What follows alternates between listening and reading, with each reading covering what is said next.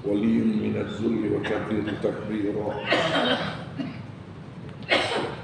أشهد أن لا إله إلا الله وحده لا شريك له وأشهد أن محمدا عبده ورسوله.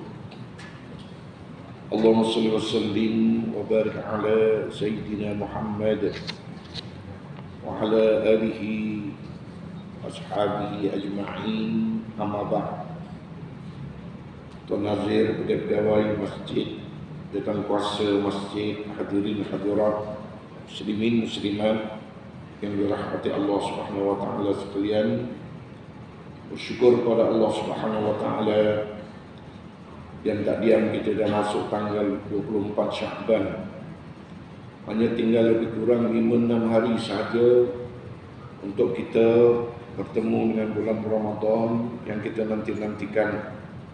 Ya, mudah-mudahan diberikan kesihatan, panjang umur, kekuatan untuk kita dapat bersama-sama melaksanakan ibadah dalam bulan Ramadan. Kita masih bicara dalam ayat 119 dan 123. Ya. Maknanya Allah Subhanahu wa taala menjelaskan bahawa orang-orang Yahudi dan Nasrani sama sekali tidak akan redha jika Nabi Muhammad SAW dan para pengikutnya tidak mengikuti semua ajaran mereka.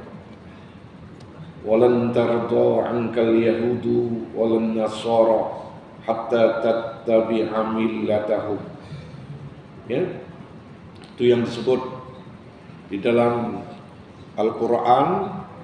Sebab itu mereka sentiasa melaksanakan propaganda dan agenda mereka non-stop, ya, non-stop, tak pernah berhenti mereka nak menyesatkan umat Islam. Malah yang lebih tragis lagi, sebagaimana yang kita lihat di Palestin hari ini, tergamaknya mereka dengan sikap kebinatangan mereka hendak membasmi dan menghapuskan umat Islam dengan begitu rupa. Kezaliman, kerakusan, kebiadaban, kekejaman, kejahatan, ya, yang melampau-lampau.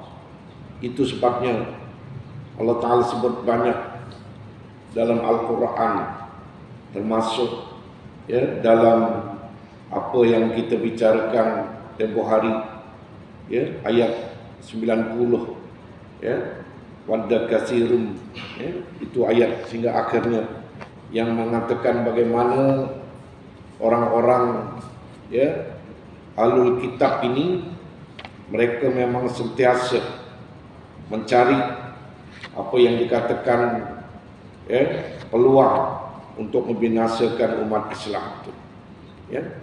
Kemudian Allah Subhanahu wa taala menyebut bahawa sebahagian orang Yahudi dan Nasrani memang ada yang memeluk Islam, ada, dan benar-benar mendalami ajaran agamanya. Ya, memang ada di antara mereka yang jujur. Kalau dalam sejarah, contohnya macam pendeta mereka, yakni Abdullah bin Salam, masuk Islam, beriman kepada Allah dan Rasul. Ya, hari ini pun ada orang-orang Kristian, orang Yahudi yang memeluk Islam, tapi jumlah mereka itu terlalu sedikit. Ya, dan ada di antaranya umat Islam sendiri, ya, yang berhadapan dengan bahaya murtad,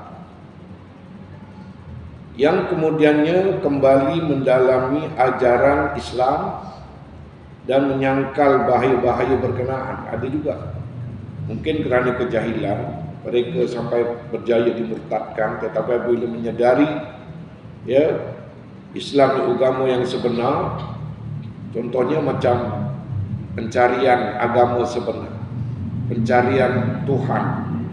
Ramai sahabat-sahabat kita yang mengkaji dari satu agama ke satu agama, dari satu akidah kepada satu akidah, daripada satu kepercayaan kepada satu kepercayaan. Akhirnya apabila jumpa Islam, tetap istiqomah dengan Islam. Ya, sebab apabila dikomparekan dengan ajaran-ajaran yang lain, Islamlah yang paling benar. Dan sememangnya Allah Ta'ala berfirman, Inna dina 'indallahi Islam. Sesungguhnya agama yang hanya diterima di sisi Allah Subhanahu wa Ta'ala, yang diredai mananya hanya Islam. Wa may yattabi ghairal islami dina fala yuqbala min wa huwa fil akhirati minal khasirin.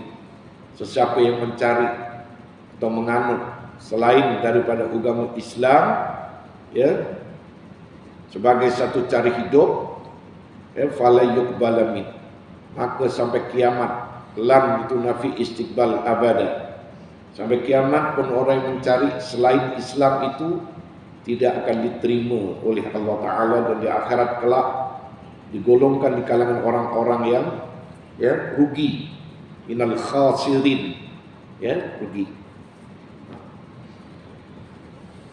Kemudian apabila kita tengok firman Allah Ta'ala, yatslunahu, ya, kalau kita tengok di dalam ayat yang ke 120, 119 lagi, ya. Kemudian walam tardu' al-yahudu walan nasara hatta tattabi'a millatahum. Ini ayat 120. Qul inna hudallahi huwal huda wal in tabata ahwa'ahum ba'dal ladzi ja'aka minal 'ilm ma laka minallahi waliyyun wala nasir. Kemudian, ya, ayat yang ke-122 ni, ya, 121. Alladzina atainahumul kitaba yatslunahu haqqa tilawatih. Di kalimah, ya, yatslunahu yang digunakan dalam ayat ini bermaksud membacanya, akan tetapi maksud yang sebenarnya adalah mengikutinya. Biasa orang yang membaca dia faham, dan bila dia faham, dia simpan dalam hati dia dan mengikut kebenaran. Itu sebabnya digunakan sebagaimana tamsilan yatslunahu, hakikatnya bermaksud, ya, bukan membacanya tetapi mengikutinya. Mereka yang bersungguh-sungguh untuk mengikuti ajaran Islam dengan mengamalkan secara sempurna, kafah, maka mereka disebut sebagai golongan mukmin yang sebenarnya. Ya, ini boleh merujuk dalam tafsir Al-Qurtubi.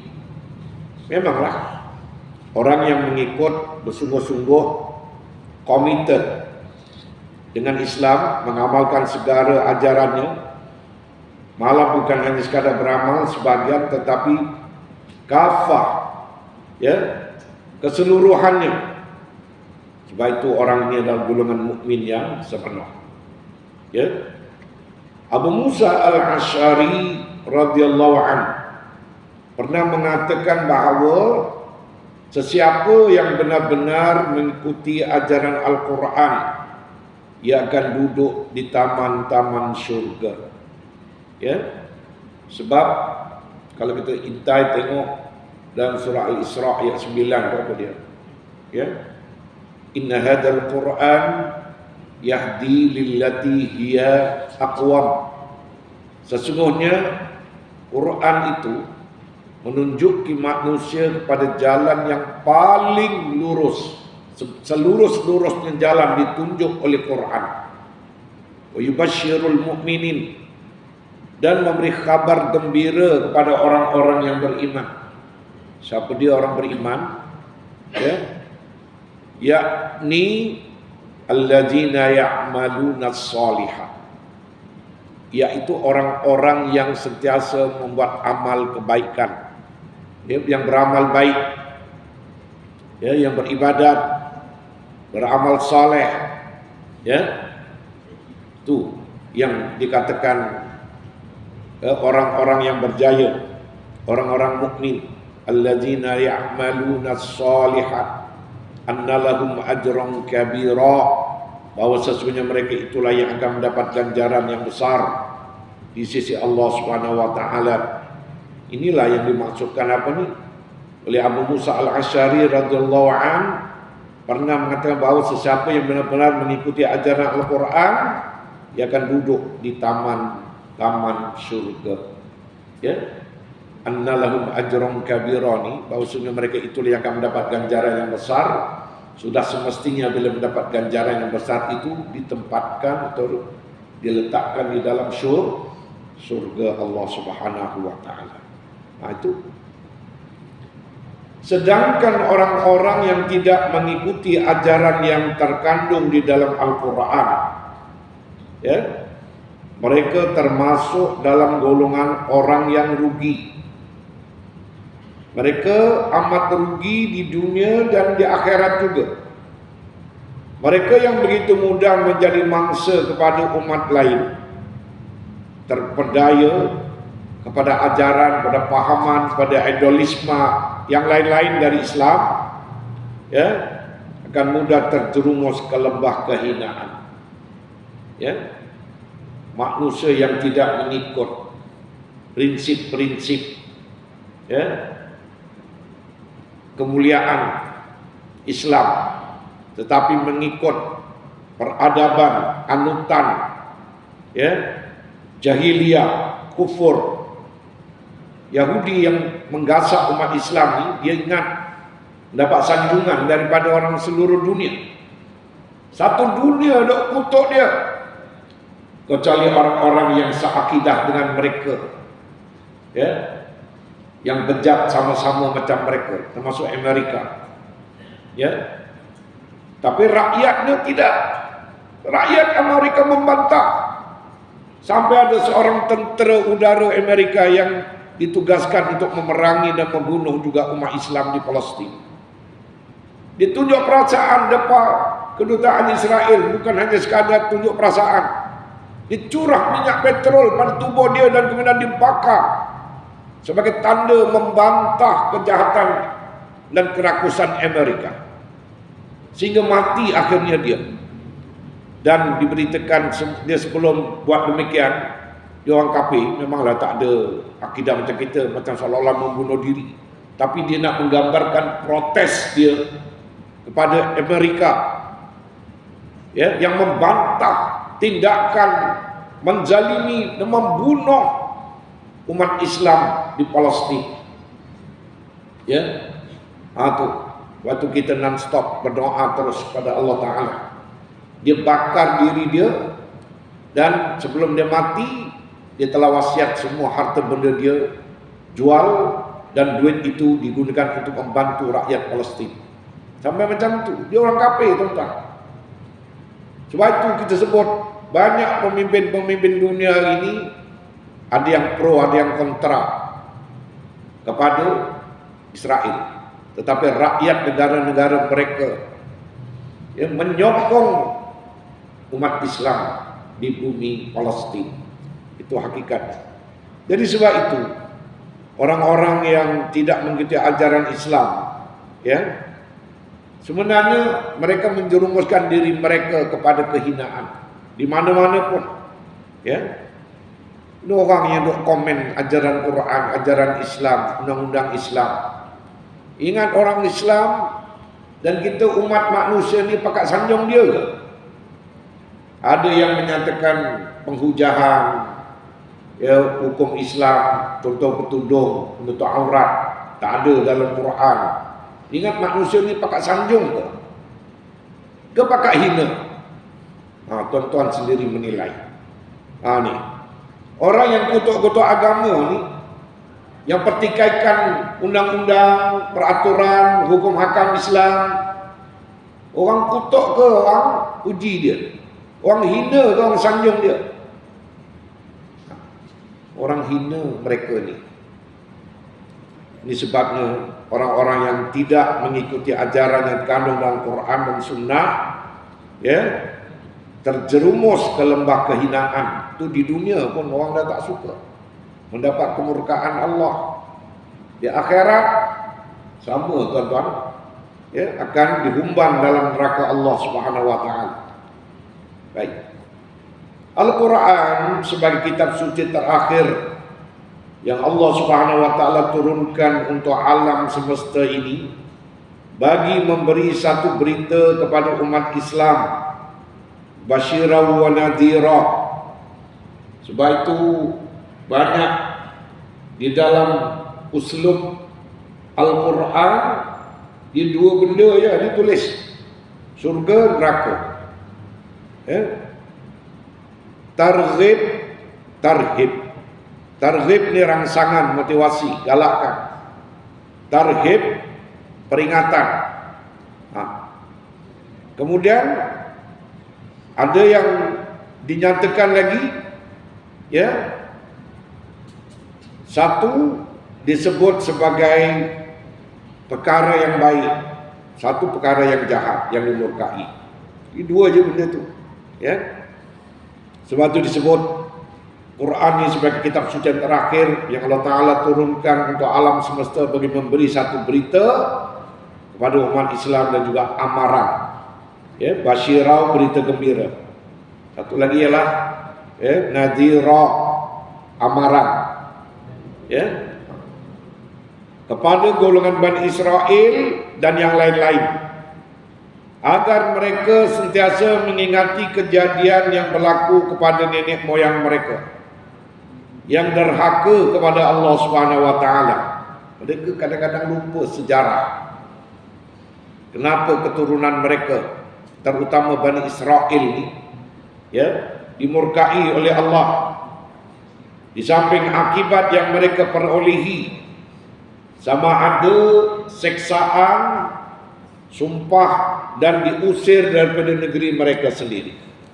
Ya, sesungguhnya hanya rahmat Allah Subhanahu wa taala yang lebih luas daripada murkanya. Maka Allah Subhanahu wa taala tetap memberikan nikmat dan kurniaannya kepada generasi seterusnya. Adakah mereka masih lagi berdegil mahu meniru amalan buruk nenek moyang mereka? Atau mereka mahu mengubah diri dan beriman kepada Nabi Muhammad sebagai tanda syukur dan segala nikmat yang telah diberikan oleh Allah Ta'ala kepada mereka? Ya, itu sepatutnya. Tapi kebanyakan mereka lupa. Kerana sebenarnya rahmat dan kasih sayang Allah Ta'ala amat besar kepada semua hamba-hambanya. Maka sekali lagi Allah Subhanahu wa taala memberi amaran dan juga peringatan bahawa akan datang suatu hari di mana tidak ada seorang pun yang dapat menolong saudaranya, anak-anaknya, orang tuanya, istri atau suaminya atau sesiapa saja. Hari itu apa? Hari di mana harta tidak lagi bernilai dan tidak memberi sebarang manfaat kepada pemiliknya. Hari di mana orang yang pernah dianiaya dan dizalimi dapat melunaskan dendamnya tanpa ada sebarang halangan. Hari di mana keadilan akan ditegakkan berdasarkan kepada amalan baik dan buruk yang pernah dilakukan oleh semua manusia. Itu keadilan. Sesungguhnya Allah Subhanahu wa taala memberi satu peringatan kepada semua manusia bahawa akan datang hari seperti yang telah dijanjikan ini. Sekaligus ia merupakan ancaman kepada golongan Yahudi yang telah banyak melakukan kesalahan jenayah besar kepada para nabi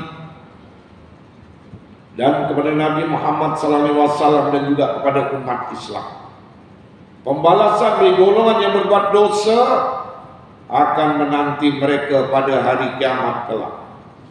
Kita orang beriman, kita wajib percaya ada hari pembalasan.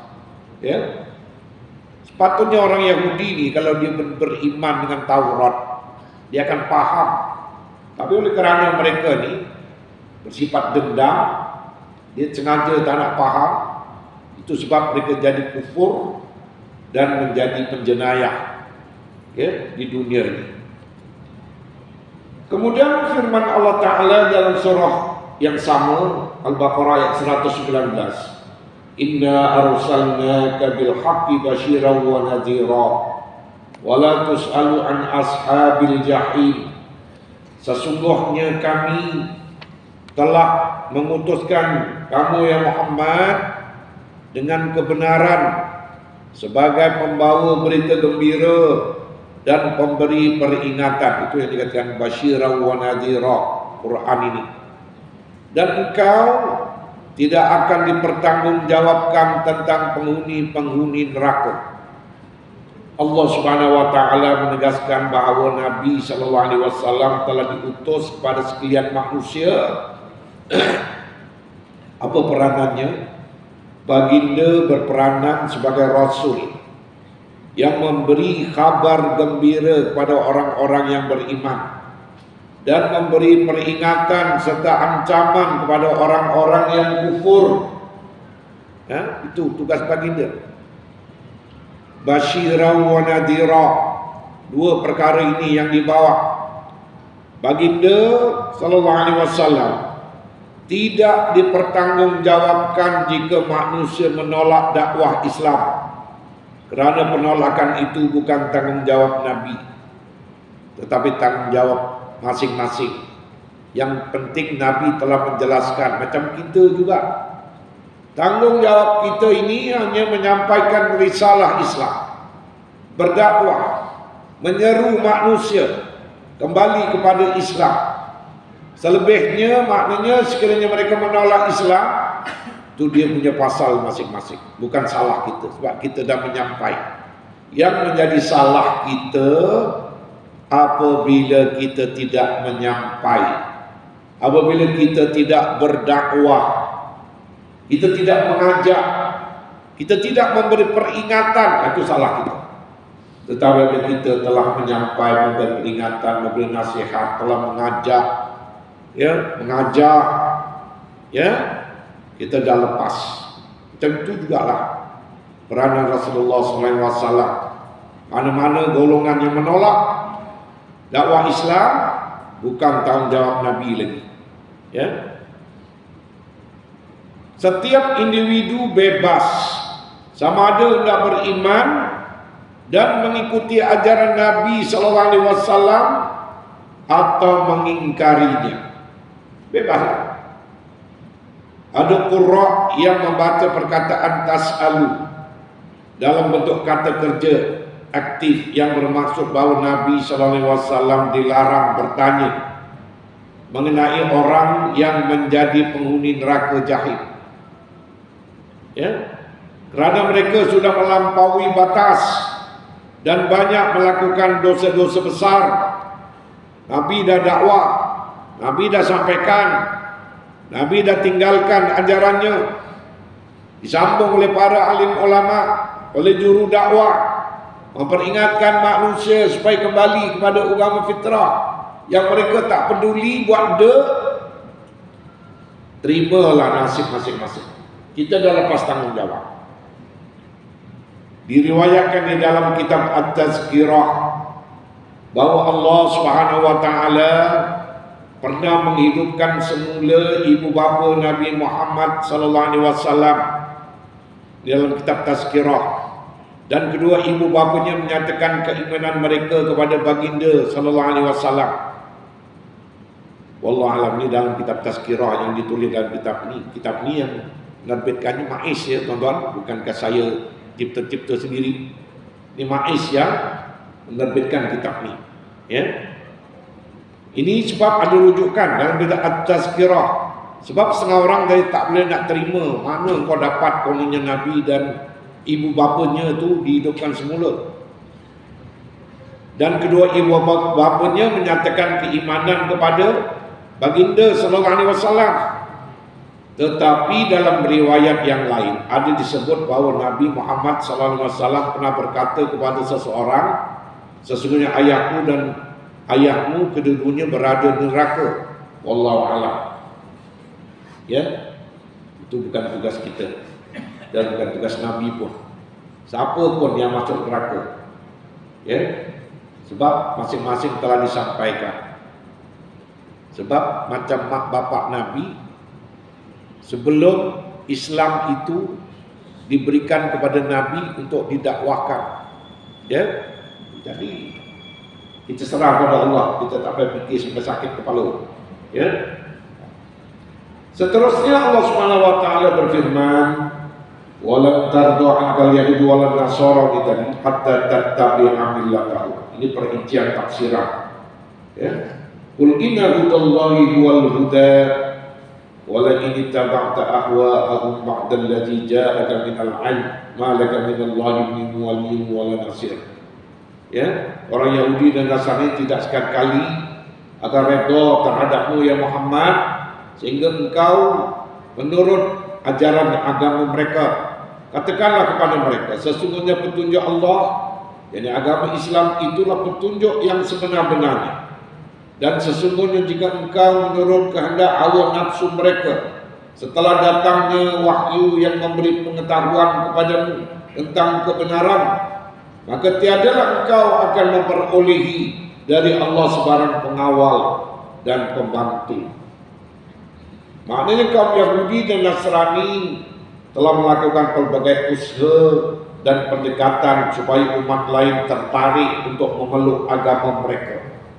Ya, maka dengan sebab itu ayat ini digunakan lam, tidak akan, ya, sampai kiamat mereka tak pernah redha, menunjukkan tidak akan ada kemungkinan langsung untuk mereka mengikuti agama Islam. Ya, kebanyakan mereka. Oleh itu ayat ini tidak menggunakan kalimat lam dengan maksud belum, tetapi lam tidak akan sebagai nafi istiqbal abadah.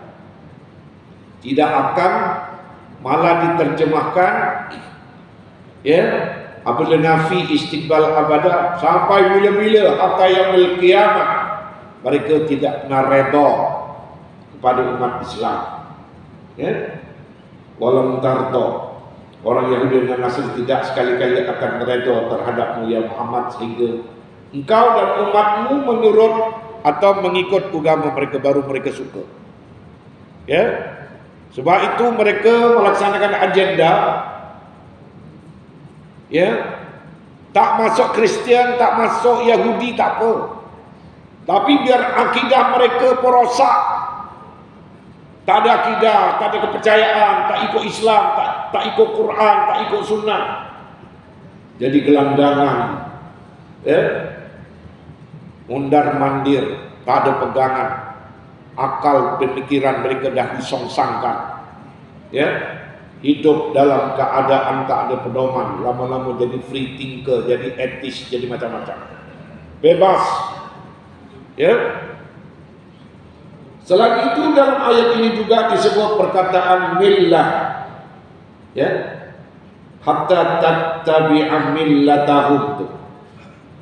Millah ni apa maksudnya? Yakni syariat, agama. Ya. Jadi maknanya mengikut agama mereka lah. Yahudi Nasrani dia akan redha apabila umat Islam pakai sesat dan mengikut akidah mereka, baru dia orang redha, baru dia orang suka. Selama mana umat Islam berpegang dengan akidah Islam, sampai kiamat pun mereka akan berdendam dan akan memusuhi Islam. Ya? Itu maksudnya. Syariat, jadi syariat agama Allah yang sebenar-benarnya.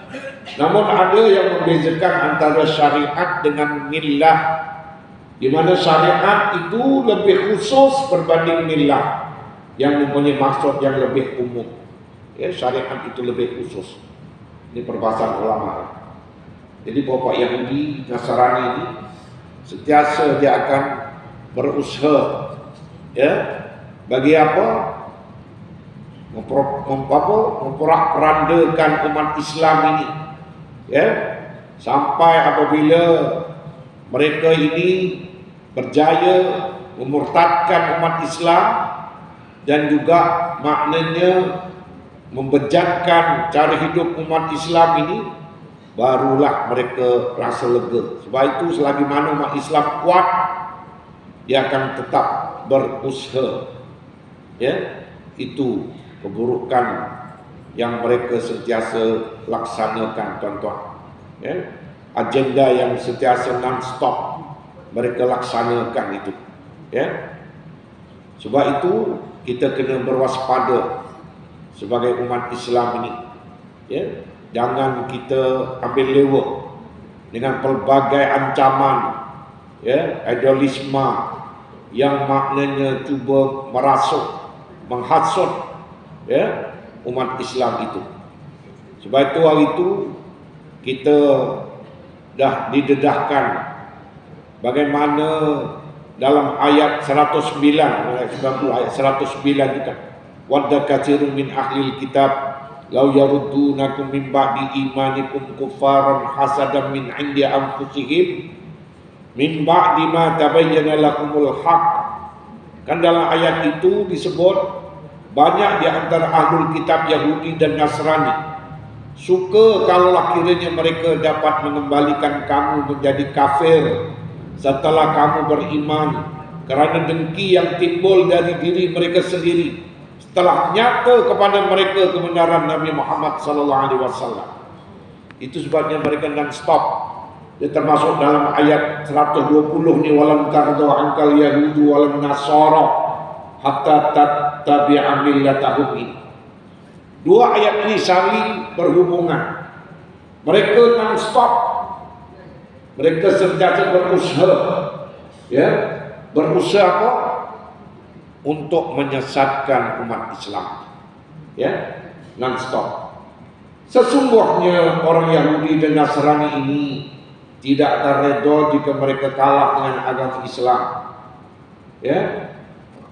Sebab itu mereka sentiasa semenjak zaman Nabi lagi, ya, banyak peperangan-peperangan, Mu'tah, Yarmuk, ya, dan zaman Abu Bakar, ya, bertembung dengan Rom. Sebab Rom ni membawa agenda Kristian, ya, sampai ke zaman Omar. Sebab itu mereka dendam, ya, orang Yahudi Nasrani tidak akan redha jika mereka kalah dengan agama Islam. Sebab itu mereka cuba nak menyekat dari awal lagi, menghantar, ya, puak-puak Hawazin zaman Nabi hidup lagi, ya, dalam peperangan Hunain. Hawazin itu sebenarnya wakil daripada Rom, suruh melanggar kerajaan Islam Madinah dan dah berjaya menguasai Mekah. Itu kalau ikut sejarahnya. Mereka berdendam dan tak pernah redha kalau mereka kalah dengan Islam. Sebab itu mereka dendam sampai hari ini. Dia tak akan izinkan umat Islam ni hebat di dunia ni pada ini. Ya, malah mereka mencari tempat-tempat strategik. Sebab kedudukan Palestin tepinya laut, boleh buat apa saja, pelabuhan dan macam-macam untuk ekonomi mereka. Niat mereka bukannya nak cari Hamas pun. Oleh kerana Hamas ni yang menjadi batu penghalang mereka, bukan saja cari Hamas, tetapi tengok wanita-wanita yang melahirkan anak yang bakal menjadi pelapis, termasuk kanak-kanak pun mereka bunuh, mereka bom. Sebab bagi mereka perlu dihabiskan dan dilumatkan umat Islam ni, supaya tidak timbul lagi pelapis-pelapis pejuang-pejuang yang lawan mereka semua. Ya, ini agenda mereka. Sebab itu tak heran mereka berada di kawasan pelindungan di Rafah sekarang ni. Ramadan ini mereka cadang, mereka nak serang, nak bunuh umat Islam percuma tanpa senjata.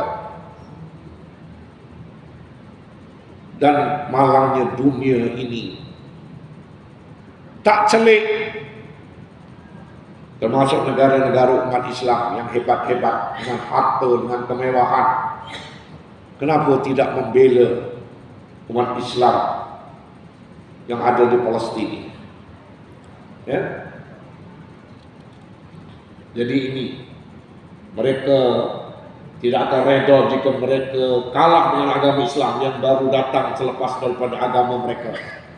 Ialah agama Islam ni, kalau berdasarkan kitab wahyu dari Allah, Quran ayat terakhir, mula-mula kan Taurat Yahudi, Injil Kristian, dan penuntutnya Quran, Islam.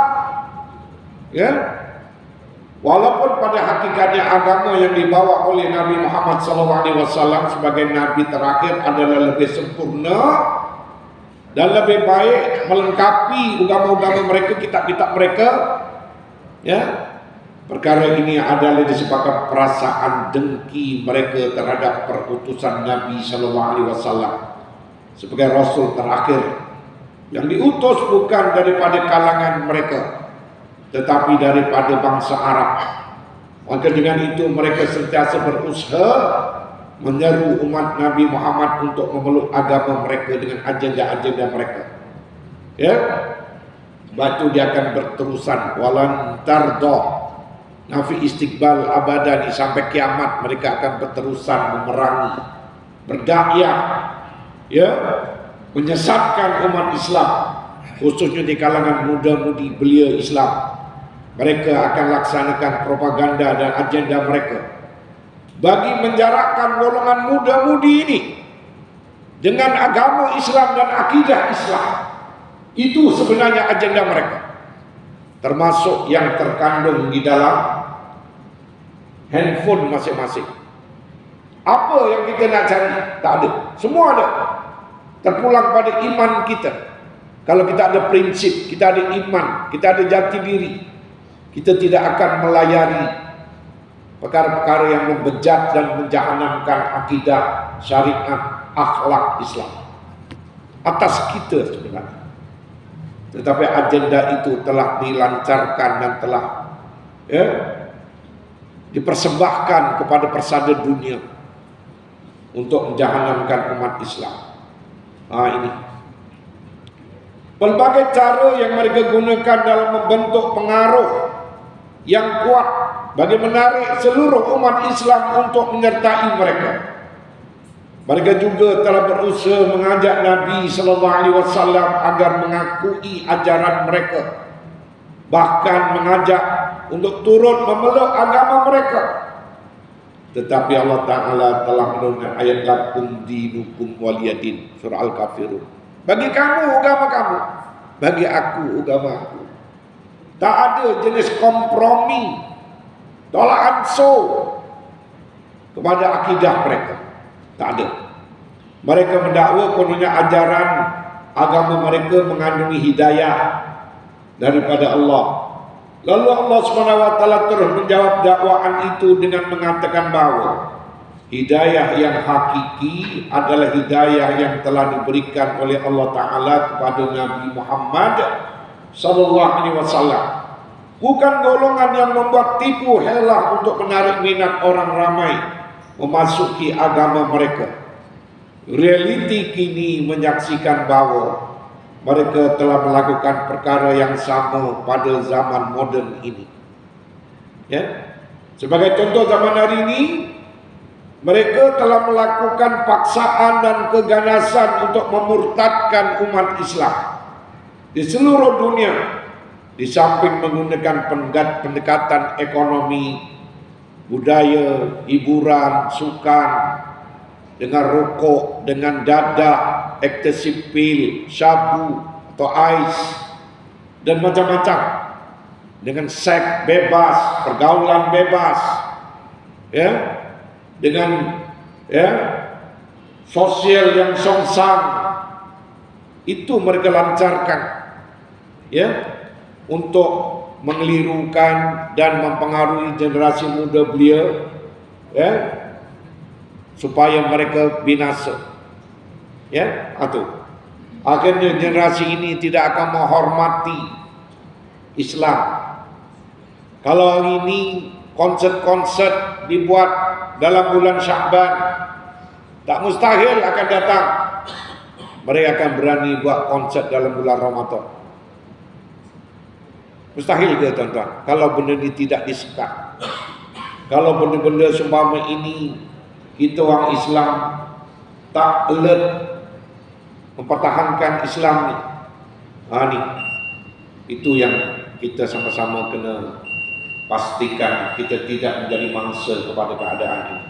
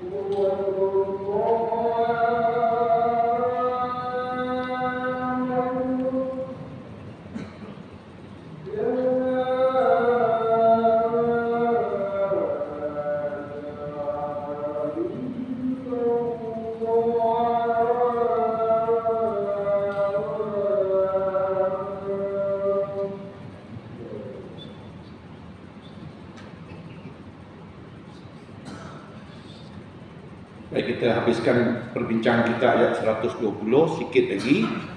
Kemudian setelah mereka melaksanakan pelbagai propaganda kepada umat Islam untuk melemahkan umat Islam, Allah Ta'ala memberi satu peringatan kepada umat Islam agar sentiasa berwaspada dalam menghadapi bahaya gerakan Yahudi dan Nasrani ini, dan memerintahkan Nabi SAW serta umatnya supaya sentiasa berwaspada dengan semua usaha dan tipu helah mereka.